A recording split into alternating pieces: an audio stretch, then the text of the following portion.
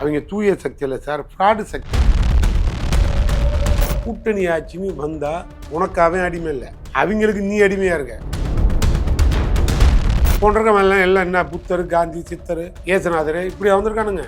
பணம் சொல்லணும்னா பாதி பேர் பிளாக் டிக்கெட் வித்தவன், பாதி பேர் பிளாக் மெயில் பண்ணி சீட்டு வாங்கி மந்தி. இப்போ இந்த எம்எல்ஏ பதவியை விஜய்கிட்டையும் ஆதவ ஒரிஜினாலிட்டியும் பேசி ஒரு 30 கோடி ரூபாய்க்கு வித்துட்டு மறுபடியும் அவனே சீட்டு கொடுத்து திரும்பி எம்எல்ஏ ஆகிக்குவான். இது எவ்வளோ பெரிய மானங்கட்ட போடும். ஒரு கூட்டணி கட்சியில் இருந்துட்டு அங்கே கமிஷன், கலெக்ஷன், கரப்ஷன் நடந்திருக்கு, நான் வேடிக்கை பார்த்துட்டு இருந்தேன் அப்படின்னு சொன்னா கேட்காத நீ தான் தேசத்துக்கு.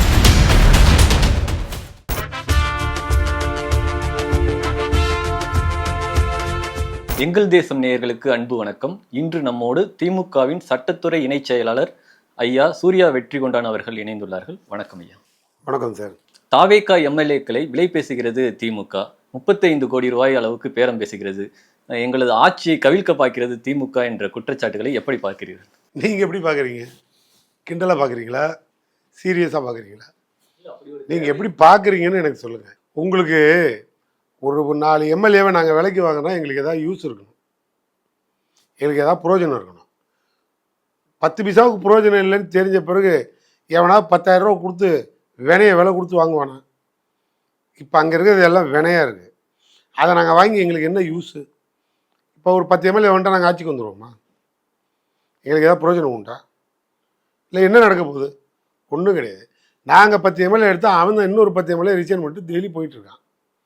வேறு ஒன்றும் இல்லை. எப்படி பார்த்தாலும் சிங்கிள் சோல் மெஜாரிட்டி இவர் தான் வண்டி ஓட்டுவார். ஏற்கனவே தான் காஞ்ச மாடு கம்பளை பெஞ்ச மாதிரி எல்லா அரசியல் கட்சிக்காரனும் பின்னாலே ஓடிட்டு இருக்கானே, பொட்டி கட்டிட்டு அவன் ஓடிட்டு இருக்கான். ஏற்கனவே லீஸ் பார்ட்டியே இங்கே இருந்த லீஸை முடிச்சுக்கிட்டு லீஸுக்கு லீஸாக போயிட்டுருக்கு. இப்போ இடையில நாங்கள் ஏன் அதை வாங்க போகிறோம்? இப்போ இது உங்களுக்கு வந்து கிண்டலு கேலிமாக தானே இருக்கு. அவனுங்க மேலே ஒரு குற்றச்சாட்டு, தாவேகா ஒரு பெரிய தூய சக்தின்னு ஆட்சிக்கு வந்துட்டு திமுககாரன்லாம் தீய சக்தி, இவெல்லாம் திருடன், திமுக பின்னால் இருக்க அத்தனை பேருமே திருடன், இவங்க வந்து கொள்ளடிச்சிட்டாங்க நாட்டை, ஊழல் பண்ணிட்டாங்க, இவங்களுக்கு முற்றுப்புள்ளி வைங்கன்னு பிரச்சாரம் பண்ணவர் விஜய். கடைசியில் மைனாரிட்டியாக போயிட்டார். அவர் மைனாரிட்டின்னு சொல்லலை, கவர்மெண்ட் மைனாரிட்டியாக போயிடுச்சு. உடனே படார்னு எல்லார் வீட்டுக்கும் போய் ஆசீர்வாதம் வாங்கிட்டு, எவன் திருடன் இருந்தாலும் பரவாயில்ல, உங்கள் தெம்புலேயே நான் ஆட்சியில் இருக்கேன், அத்தனை திருடனில் ஒரு 10 திருடனை அனுப்புங்கன்னு சொல்லி அவர் பாணியில் தான் கேட்டார். எல்லாரும் போயிட்டாங்க. அப்புறம் என்ன இருக்குது? போனாங்க, ஆட்சி அமைச்சாங்க, உட்காந்துட்டாங்க, வண்டி ஓடிக்கிட்டு இருக்கு. என்ன நடக்குதுன்னே தெரியல. அதை எதிர்த்து உள்ளே இருக்கவனும் போராடுறான், வெளில இருக்க நாங்களும் போராடுறோம், எல்லாருமே ஒட்டுமொத்தமாக கத்திட்டு கிடக்குறோம். நாடு நாசமாக போகிறதுக்கான அடிப்படை வந்துருச்சு.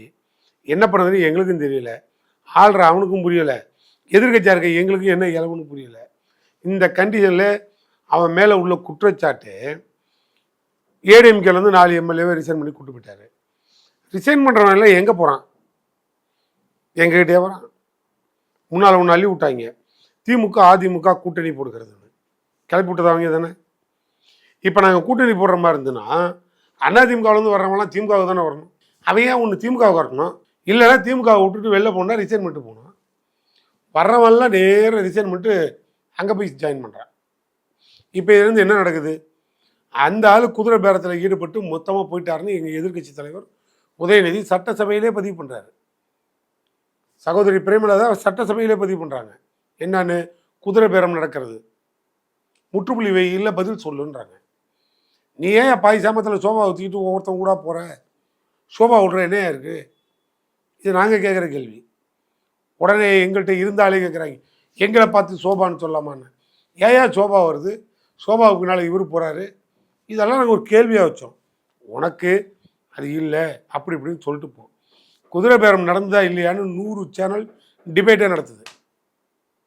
அதுக்கு பின்னால் இப்போ அவங்க கட்டி விடுற கதை இது. அதை மறைக்கிறதுக்கு திமுக 3 பேரை விலை பேசுகிறது. 3 பேரை எதுக்கு பேசணும்?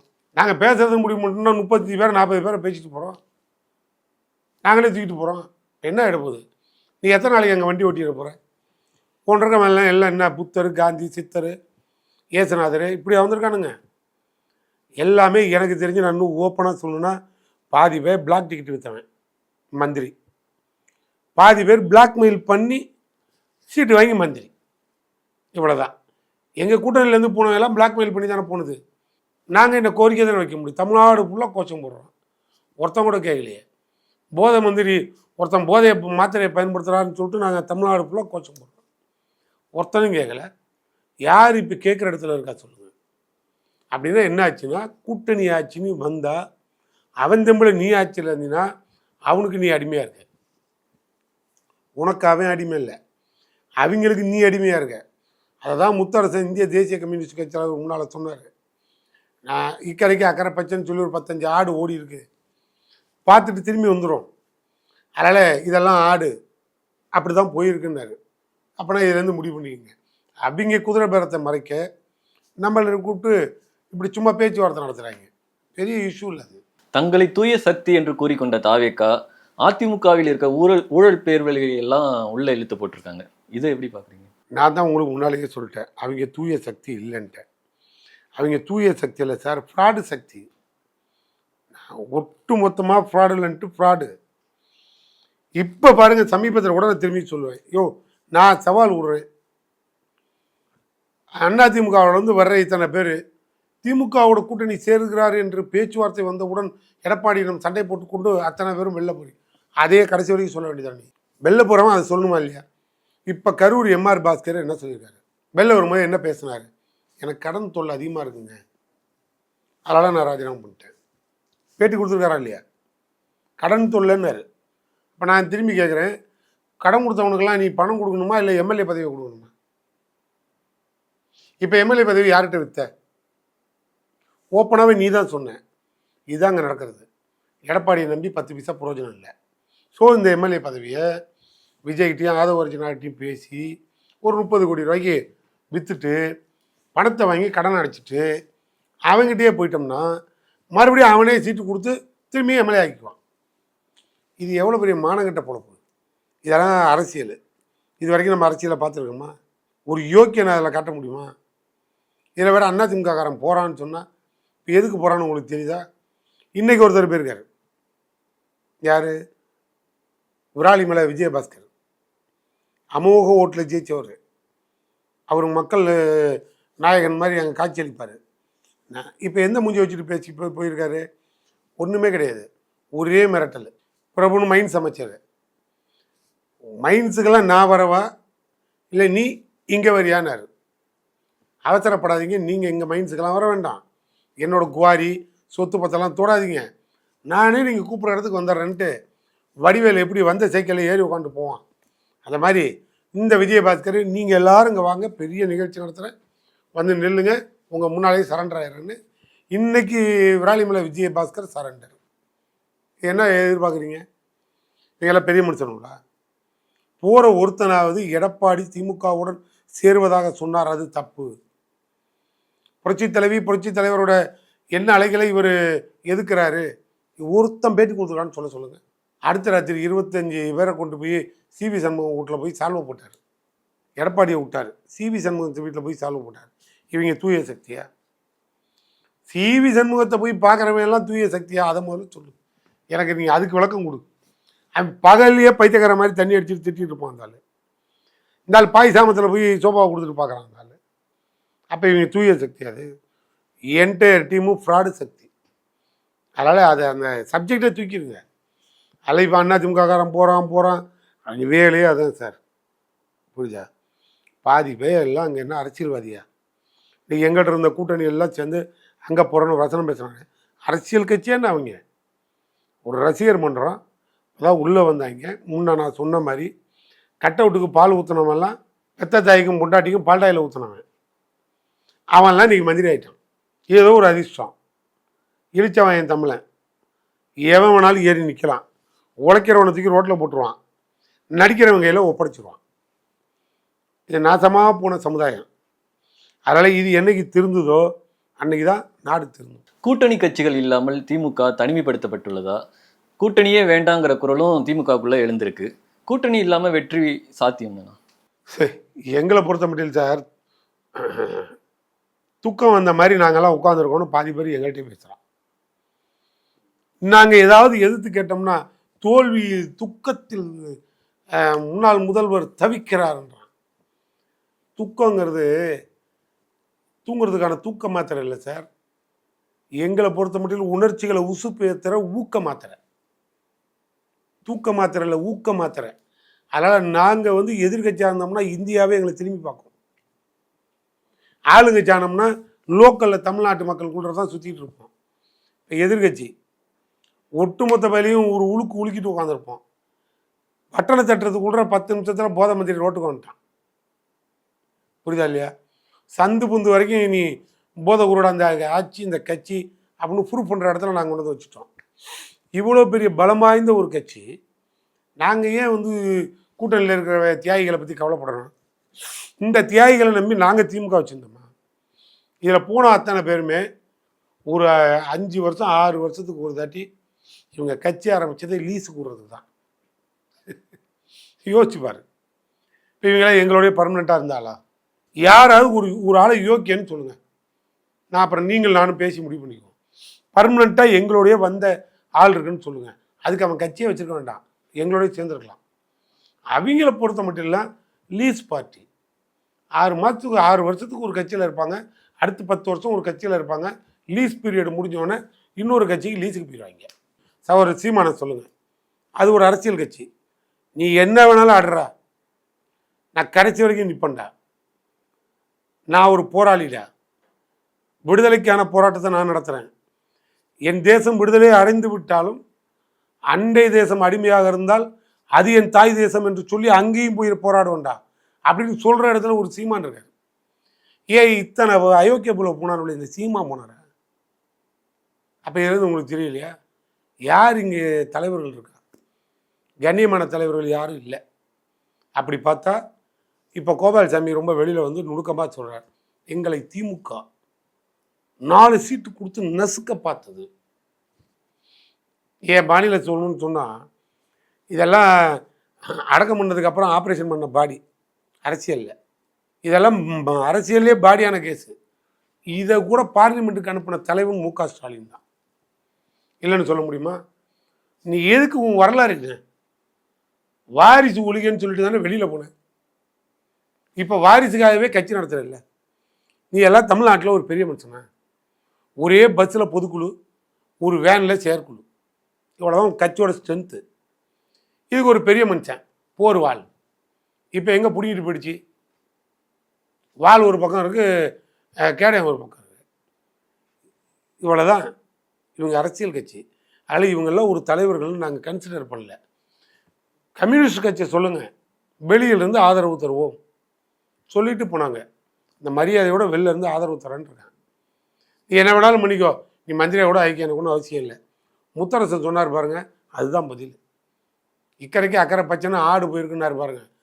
ஆட்டெல்லாம் பிடிச்சிட்டு போய் புலி கொட்டாயில் அடைச்சிருக்கானுங்க. ஒவ்வொரு ஆடாக காலி ஆகிடும். அதனால் இனிமேல் அவங்க அரசியல் கட்சியே காலி. இனிமேல் 2-3 கட்சி தான் இருக்கும். அதில் தெம்பாக இருப்போம். 234 தொகுதி இனிமேல் திமுக தனியாக நிற்கும்னு தலைவர் முடிவு எடுத்திருக்கார். கண்டிப்பாக நடத்துவோம். வைகோ அவர்களை பற்றி தான் அந்த அடுத்த கேள்வியும் கேட்க வந்தேன். அதில் நீங்களே பாதி பதில்னு சொல்லிட்டீங்க. கூட்டணி தர்மத்துக்காக தான் நம்ம முந்தைய ஆட்சியில் நடந்த ஊழல்களை பொறுத்து கொண்டோம், அதை பற்றி பேசலை, ஆட்சி சிறப்பாக இருக்குன்னு சொன்னோம். இன்னைக்கு வந்து தாவைக்கா கூட்டணியில் இருக்கும், இந்த ஆட்சி சிறப்பாக இருக்குன்னு சொல்கிறாரு. இங்கே என்ன தப்பு நடந்தாலும் இந்த பெரிய மனுஷன் கேட்க மாட்டாருன்னு அர்த்தம். புரியுதா? அங்கே அவ்வளோ தப்பு நடந்தது, நான் எதையுமே கேட்கல. நீ என்ன வேணாலும் தப்பு பண்ணிக்க, எனக்கு கொடுக்குறத கொடுத்துரு, நான் எதுவுமே கேட்க மாட்டேன். அப்போ நீ எல்லாம் ஒரு பெரிய மனுஷனா? கருப்பு துண்டு போட்டு வெளியில் வரலாமா? இந்த துண்டே கோமணமாக கட்டிட்டு சுற்றுற ஆளு நீ. எதுக்கு உனக்கு அரசியல்? ஒரு கூட்டணி கட்சியில் இருந்துட்டு நான் வந்து அங்கே கமிஷன் கலெக்ஷன் கரப்ஷன் நடந்திருக்கு, நான் வேடிக்கை பார்த்துக்கிட்டு இருந்தேன் அப்படின்னு சொன்னால் கேட்காத நீ தான் தேச துரோகி. இதை நீ ஏற்றுக்குவீங்களா இல்லையா? நீங்கள் சொல்லுங்கள். நீ சட்டசபையில் பேசும்போதே சொல்கிற, என்ன சொல்கிறாரு? பார்ட்டி ஃபண்டு என்று சொல்லி பல கட்சிகளுக்கு வந்த நிதிகளை இப்போது நான் அரசு கஜானாவுக்கு திருப்பி விட்டுருக்கேன். எங்கள் ஊரில் ஒரு பழமொழி உண்டு, எங்கள் ஊர் பெரிய மனுஷன் வரான், அந்த சொம்பை மட்டும் எடுத்து உள்ளே வச்சிரு அப்படின்னா என்ன அர்த்தம்? நம்ம ஊருக்கு என்ன அர்த்தம்? அவன் சொம்பு திருடன்னு அர்த்தம். என்ன அர்த்தம்? இப்போ உன்னை நான் எந்த திருடன்னு சொல்கிறது? ஒரு ஆப்போசிட்டில் இருந்த முன்னால் இருந்த ஒரு திமுக பார்ட்டி ஃபண்டு வாங்குச்சுன்னு நீ சொல்கிற. கொடுத்தவன் யாருன்னு கண்டுபிடி. கொடுத்தவன் அயோக்கியன், லஞ்சம் கொடுத்தவன் யோக்கியனா? இப்போ நாங்கள் எங்கள் தலைவர் வந்து அப்படியெல்லாம் ஒன்றும் பண்ணிடாதீங்க, நாங்கள் அப்படியெல்லாம் வாங்கலைங்க இப்படி வாங்கலைங்க எதாவது சொன்னாரா? நீ என்ன வேணாலும் பொய் குற்றச்சாட்டு வச்சுக்கோ, ஆதாரம் இருந்தால் நடவடிக்கை எடு, நான் அதை ஃபேஸ் பண்ணுறேன்னு சொல்லிட்டேன்.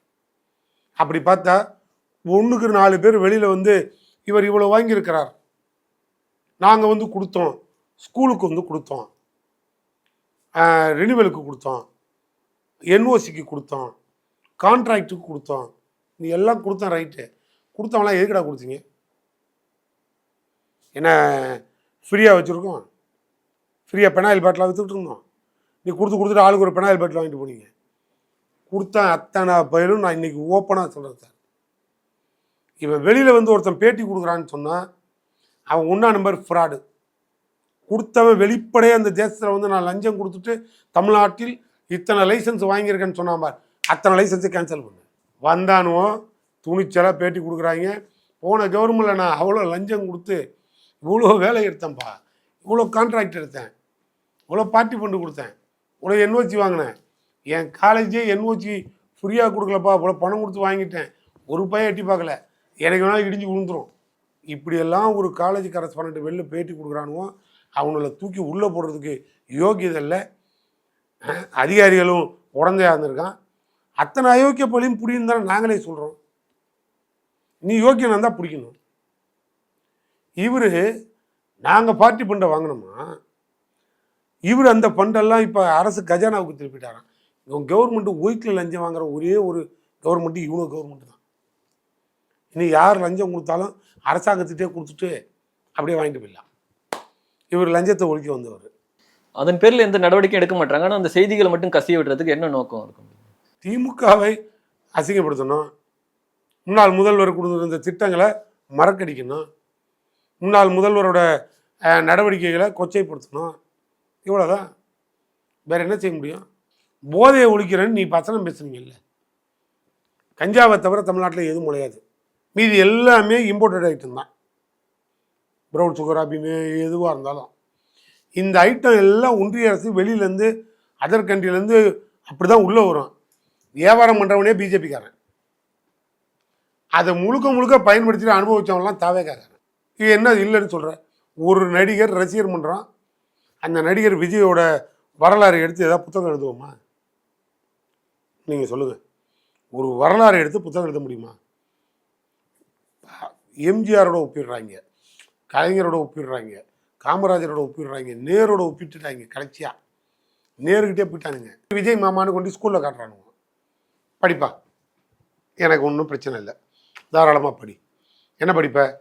விஜய் வந்து 4 ஆண்டுகளுக்கு முன்னால் சிம்ரானோடு அற்புதமாக நடனமாடினார்.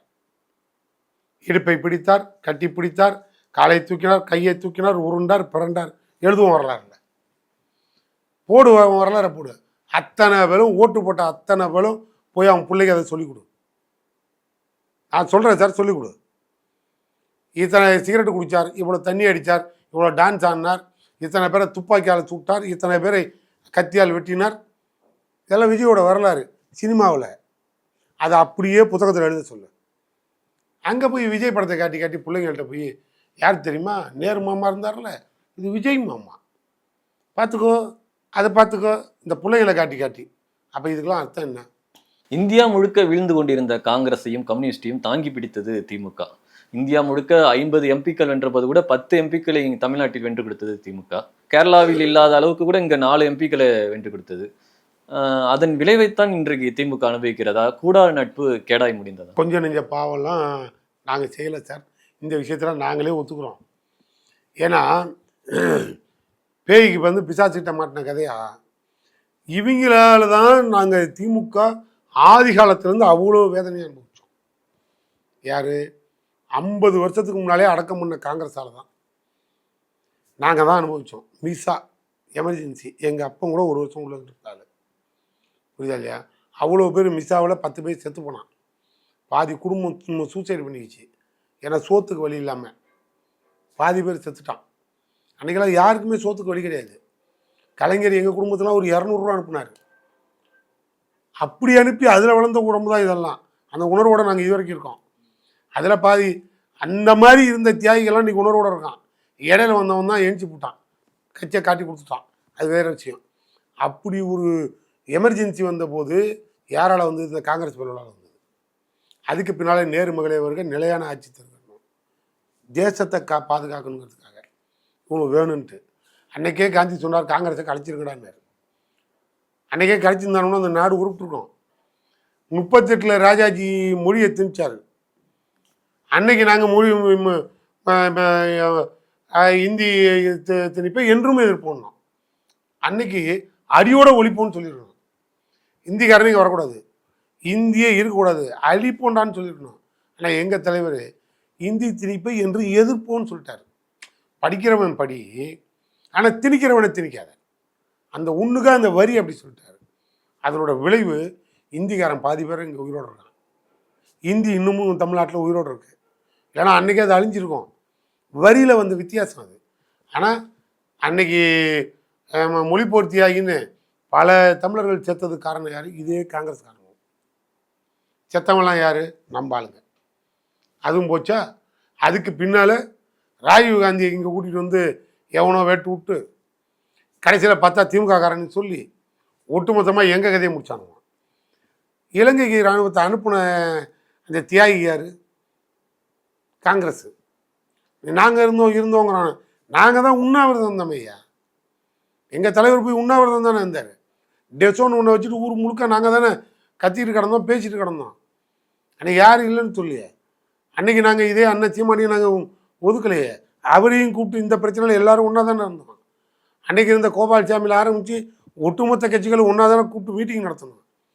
நாங்கள் தமிழகத்தை பொறுத்த மட்டில் தமிழர்கள் தொப்புள் கூடி உறவுன்னு அதில் தெளிவாக தானே இருந்தோம். கடைசி வரைக்கும் கரெக்டாக தானே இருந்தோம். நாங்கள் எங்கே இராணுவத்துக்கு எங்களுக்கு சம்மந்தம்? எங்கிட்ட ஏட்டையா கூட எங்கள் கண்ட்ரோலில் இல்லையே. நாங்கள் எந்த துப்பாக்கி கொடுத்து இலங்கைக்கு அனுப்ப போகிறோம்? இவனும் அயோக்கிய போல இலங்கைக்கு இராணுவத்தை அனுப்பினாங்க. அதனோட விளைவு திமுக மேலே பழி. அன்னைக்கு பிரதான எதிரியாக இருந்தால் அன்றைக்கே நான் சொன்னேன், இந்த காங்கிரஸை ஒழிக்கணும்னு நினச்சி நாங்கள் கட்டி காப்பாற்றாமல் இருந்திருந்தா அன்னைக்கு பயந்துக்கிட்டு ஓடி எங்கள்கிட்ட ஒழிஞ்சிக்கிட்டாங்க.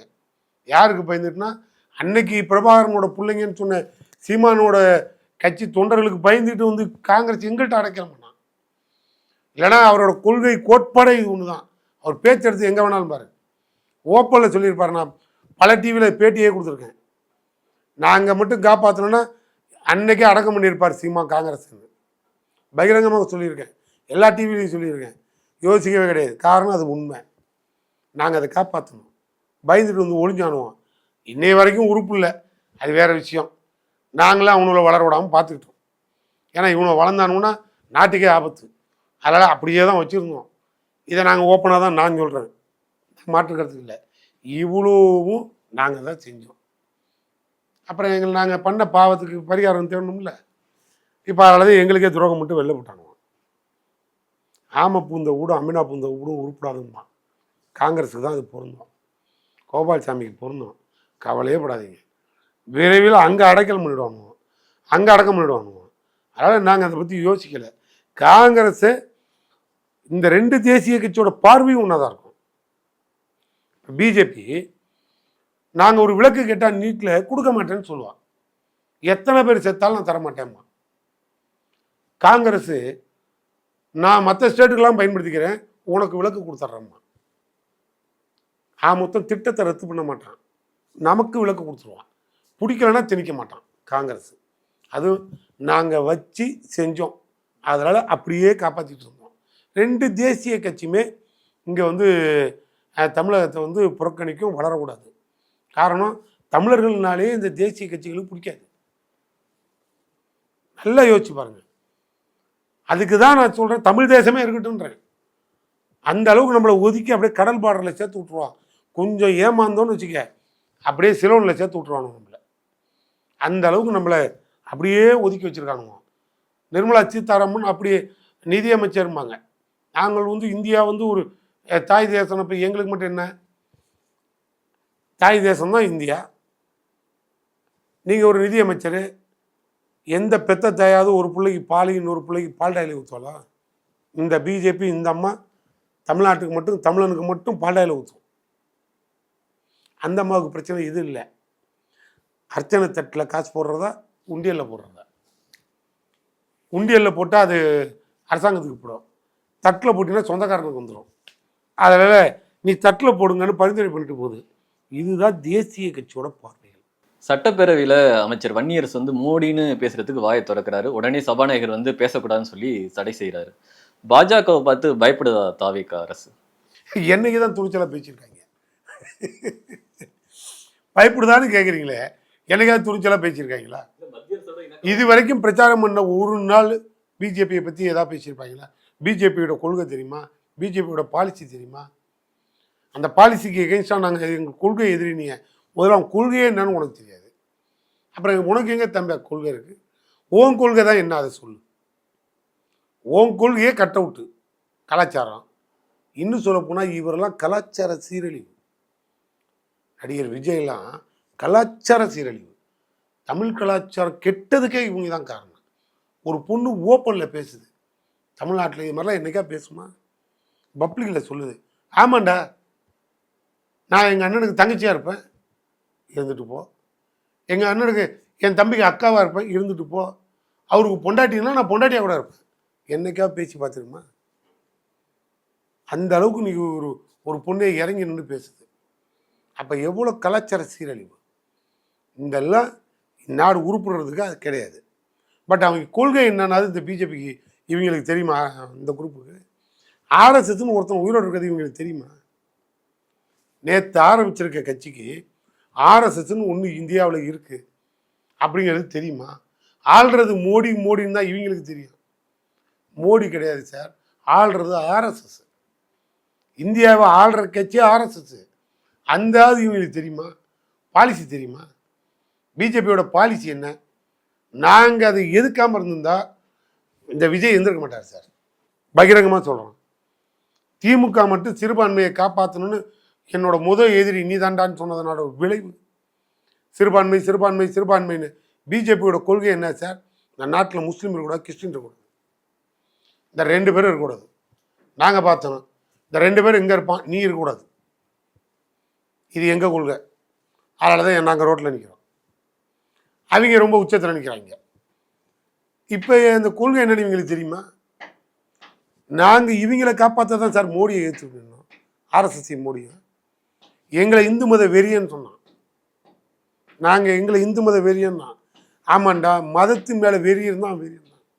எங்களுக்கு மதத்து மேலே வெறி இல்லை. அதில் எங்களுக்கு இந்து பண்டிகைக்கு வாழ்த்து சொல்கிற அவசியமே எங்களுக்கு கிடையாது. முன்னாள் வரைக்கும் நடிகர் விஜய் படம் ரிலீஸுக்கு, அரசியலுக்கு வந்தோடனே ஜோசப் விஜய் எதுக்கு? சிறுபான்மை ஓட்ட தூக்கிறதுக்கு. இவ்வளோதான் உன் அரசியல். மாற்றம் மாற்றம் நானும் அந்த ஆளோட பேரில் மாற்றம் வந்துருச்சு. முன்னால் நடிகர் விஜய், இப்போ ஜோசப் விஜய். இவ்வளோதான். ஒரு மந்திரி தொகுதியே தெரியாமல் அடுத்த தொகுதியில் போய் கேன்வாஸ் பண்ணுறாங்க. நன்றி சொல்லிட்டு இருக்கான் அந்த ஆள். தூத்துக்குடி மந்திரி எம்எல்ஏ திருச்செந்தூரில் போய் நன்றி சொல்கிறான் அந்த ஆள். கால வேண. பாஜகவை கடுமையாக திமுக எதிர்த்தது. மத்திய அரசு திட்டங்கள் அவங்க கொண்டு வர அந்த நாசகர திட்டங்களையும் கடுமையாக திமுக ஆட்சியில் இருந்தபோது எதிர்த்தது. இஸ்லாமிய மக்களுக்காக ஆதரவாக நின்றது. ஆனால் இன்றைக்கு தாவேகாவுடன் கூட்டணி வைத்துள்ள இந்திய யூனியன் முஸ்லீம் கட்சி தலைவர் காதர் மொஹிதீன் வந்து சொல்றாரு, தாவேகாவோட கூட்டணி வந்து இறையருள் அப்படின்னு சொல்றாரு. இதை எப்படி பார்க்குறீங்க? ஒரு பெரிய மனிதர், பெரிய மனுஷன், நம்ம ஏன் அதெல்லாம் சொல்லிக்கிட்டு அவங்கள இனிமேல் இறைவன் தான் காப்பாற்றணும். இறை அருள் தானே அங்கே கொண்டு சேர்த்துருக்கு. இறை அருள் ஒரு அடுத்த மாதம் அமித்ஷா வர்றார், அங்கேருந்து வர்றாரு. இப்போ பிஜேபி காரு இன்ஜின் ரிப்பேர் ஆகி தமிழ்நாட்டில் நிற்கிது. பார்த்தில்ல? சமீபத்தில் எங்கேயும் பிஜேபி பேச்சே வந்திருக்காது. ஏதாவது செய்தி வந்திருக்கா? வழி இல்லை. கார் இன்ஜின் ரிப்பேர் ஆகி நிற்கிது. மெக்கானிக்குங்கிற அமித்ஷா வந்துட்டு இருக்காரு. ஒரு 15-20 நாளில் வந்துடுவார். வந்துட்டு இங்கே காரை ரிப்பேர் பண்ணி அனுப்புவார். அப்புறம் அடிப்பான் பாருங்க, மூளைக்கு மூளை போய். அப்போ அந்த இறை அருள் யார் காப்பாற்றுவான்னு பொறுத்திருந்து பார்ப்போம். ஏன்னா இப்போல்லாம் நாங்கள் எதுவுமே சொல்லக்கூடாது. எது சொன்னாலும் தப்பாக போயிடும். நாங்கள் ஏதாவது சொன்னோன்னு வச்சுங்க, உடனே சொல்லுவாங்க இவங்களை விட்டுட்டு நாங்கள் வெளியில் வந்துட்டோம், சிறுபான்மையினர் இருப்பது திமுகவுக்கே பிடிக்கவில்லையா ஆரம்பிச்சிருவாங்க. சிறுபான்மை இருப்பது திமுக எதிர்க்கிறதா? பாஜக கூட திமுக சேர்ந்து விட்டதா? நாங்கள் சேர்ந்து பிஜேபியோட சேர்ந்து இருந்த போது தான் பாபர் மசூதி உயிரோடு இருந்தது. புரியுதா? நாங்கள் விலகி வெளியில் வந்தோம். அதை காப்பாற்ற கூட நாதி கிடையாது இந்த நாட்டில். பாபர் மசூதி இடிக்கப்பட்டது, ராமர் கோயில் கட்டப்பட்டது. அரசவைக்கு கல் எடுத்து கொடுத்தாலாம் விட்டுரு. நடந்ததா இல்லையா? நாங்கள் பிஜேபியோடு இருந்த வரைக்கும் பொட்டி கட்டிட்டு உட்கார்றான்னு. ஆனால் இன்னைக்கு என்ன நடந்திருக்கு? ஒட்டுமொத்த கதையை முடிச்சுட்டானுவோம். நாங்கள் எது பேசுனாலும் எங்களை பிஜேபியோட சேர்த்து விட்ருவாங்க. எங்களுக்கு எதுக்கு வேணும்? இனிமேல் இறைவனே வந்து இறைவர்களால் அவர் காப்பாற்ற. பல்வேறு கேள்விகளுக்கு மிக தெளிவான பதில்களை தந்தீர்கள். நன்றி. நன்றி சார்.